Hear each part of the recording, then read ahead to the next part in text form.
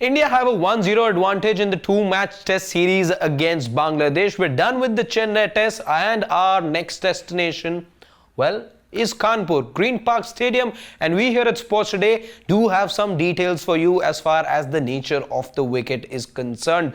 Now, in Chennai, what we saw was a red soil wicket, and what happened over there was something that we see very less from this Indian team, that being a third spinner in the 11 get named. We saw that happen because of the red top that we saw in Chennai. However, things are going to be different in Kanpur. So, let me talk you through the few details that we have as far as this wicket in Kanpur is concerned at the Green Park Stadium. Now, unlike the first test match in Chennai, it is a black soil pitch in Kanpur. That's the first big change. And what that entails is that there's going to be less bounce and carry for the seamers. You saw the seamers, especially in the first innings, get rewarded very well for both the sides. And the batters struggle at times as a result of the seaming nature. In Kanpur, though, it is not going to be the case. It will not be a rank turner as well. Now, talking about the role of the spinners, the third big takeaway from this black soil pitch that we have right now is the present understanding is, from those who know this pitch from close quarters, that it will aid the spinners because of the slowness of the pitch. However, that doesn't mean it will be a rank turner. Now, let me try and give you a little bit of history about this pitch in Kanpur. The last two test matches incidentally happened to be played against New Zealand. In fact, the last one went all the way to the 5th day. In fact, the previous one as well, which was also played against New Zealand, that too went all 5 days. The one against New Zealand was in fact a draw, and there were runs. Tom Latham being one of the visitors who got runs. Shreyas Iyer made his debut in that particular series. He got a century in the first innings. He got a 65 in the second innings as well. So there are runs on offer in Kanpur, and this then becomes an opportunity for some of the Indian batters to pile on the runs as well. The same can be said for Bangladesh as well, but the challenge for them is going to be difficult because of the bowling unit that they're going to be facing.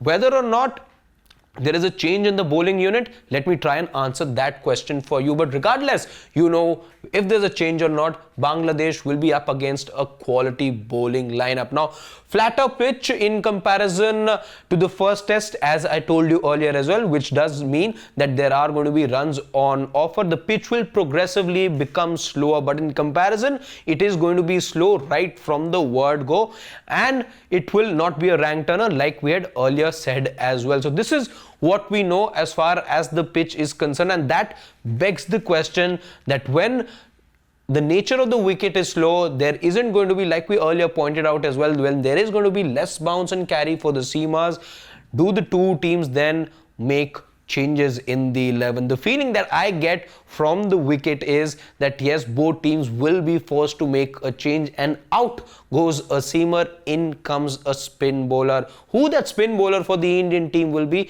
that is something we will have to wait and see, because you've got the option of playing a Kuldeep, you also have the option of playing an Aksar. Who plays and which is that fast bowler that goes out, that is something that we'll have to wait and see closely. We're also looking forward to the thoughts of the Indian team when we look at the pre-match press conference as well. But the understanding right now is that the pitch is such that both teams may have to make that change. In fact, for Bangladesh as well, they too played a bunch of fast bowlers. Maybe they'll have to rest one of those fast bowlers. It could be Nahid, it could be one of the other bowlers as well.